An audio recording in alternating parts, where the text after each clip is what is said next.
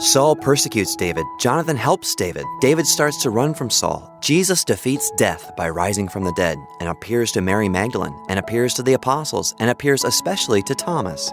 Today on 3 in 1, as we consider 1 Samuel chapters 19 through 21 and John chapter 20. Well, we left off last time in our Old Testament reading talking about how God can use even the anger of jealous King Saul to raise up a man after God's own heart, soon to be King David. But before David sits on that throne, he apparently has a lot of training to go through in the school of pain, tragedy, loss, fear, and unjust persecution. See, in order to lead well, David would have to be a mighty man of faith. He would have to know exactly who he is in the eyes of God, trusting his very life to the hands of God. And part of that preparation to be a man after the heart of God began in our reading today, as David senses that Saul's jealousy has led him past anger and all the way into plotting murder. So David tries to communicate all of this to Jonathan, as Jonathan is now caught in a difficult place between his dad and his best friend.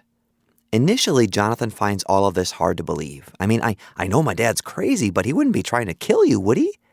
Well, David devises a way for both of them to confirm his suspicions, and Jonathan devises a way to communicate the outcome. Remember, as you read today, if Jonathan lets the arrow fly and says to his servant, "The arrow is on the side," then David is safe. If Jonathan lets the arrow fly and says to his servant, "The arrow is beyond you," then truly Saul is beyond jealousy and anger, and David will have to run to avoid being murdered. Well, the latter was the case. Now, imagine being David, like this is actually happening to you. You were the forgotten runt of your family. Your father didn't even think to call you in when Samuel came. And yet when he finally did call you in, the prophet Samuel anointed you, and something started within you. The Spirit of God came upon you, and you knew that God was greater than any man, even Goliath. I mean, just think of that whole experience.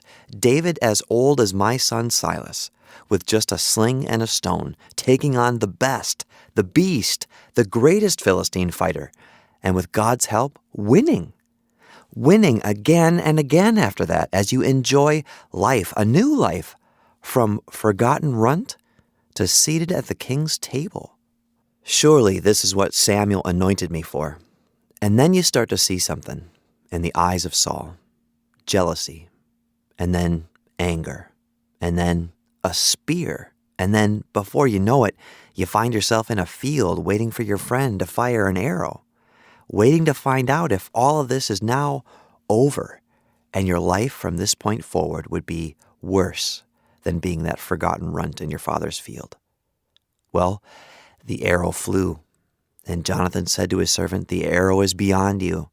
And so David began his incredibly long journey on the run from an insecure, insane, jealous, murderous king named Saul. The first person he encounters is a priest, a man named Ahimelech, from whom he asks for bread and a weapon, which he receives in the form of holy bread and Goliath's sword. That had to have been an interesting meal for David, as David stared at that giant sword, remembering, thinking, what am I doing? Why am I running? What is happening? And then he finds himself in Gath, pretending to be insane in order to avoid capture, which must have not been too far of a stretch considering all that was going on at that moment. Foaming at the mouth, scratching at the doors, David must have thought, well, at least it can't get any worse. Oh, David, yes. Yes, it can. And it will. And we'll read of that in the days to come. Okay, as we transition to our New Testament reading, we join Jesus. Oh, wait, we don't join Jesus initially. Why? Well, because John chapter 20 starts with an empty tomb. Mary Magdalene had already been to the tomb to take care of the body, and finding it empty, she ran to tell Peter and John. As we read today of how John refers to himself in the gospel that he penned, he referred to himself as the other disciple whom Jesus loved. A humble and accurate description not only of John, but also of you. So, as impetuous Peter immediately starts to run, he is overtaken by the younger John. But John finds himself unable to enter in. Peter did not have this hesitation, however, and he ran right in. And it says, eventually John entered into that empty tomb and realized that Jesus really did rise from the dead. Then, as the disciples went home, Mary lingered, weeping, encountering two angels that asked, "Why are you weeping?" Encountering the risen Lord that asked, "Woman, why are you weeping? Whom are you seeking?" Supposing him to be the gardener, pleading with him for the body of her Lord, and then he said her name, Mary. And that was it. She knew it was him. Now, someday you are going to hear with your actual ears Jesus say your name. What a day that will be as we, his sheep, know his voice and follow after him. Well, Mary wasn't about to lose her Lord again, so she clung to him. And yet Jesus had something for her to do. She had to go and tell her brothers that he really did rise from the dead, and he was about to ascend to his Father. So she did. She delivered the message. And that same night, with the doors shut, Jesus appeared in their midst, out of nowhere, suddenly saying, "Peace be with you." Now, how peaceful would you be if you were to see someone who was just dead standing next to you, appearing out of nowhere?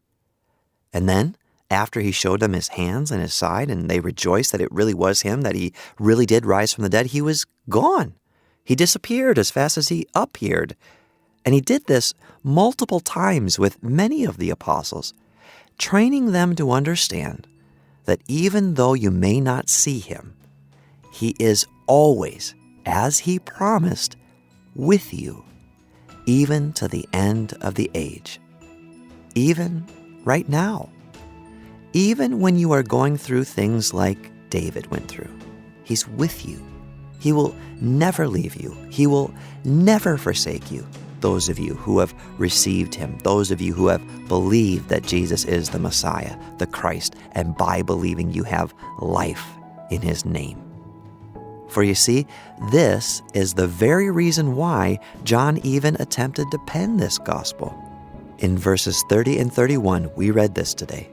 And truly, Jesus did many other signs in the presence of his disciples, which are not written in this book. But these are written that you may believe that Jesus is the Christ, the Son of God, and that believing you may have life in his name.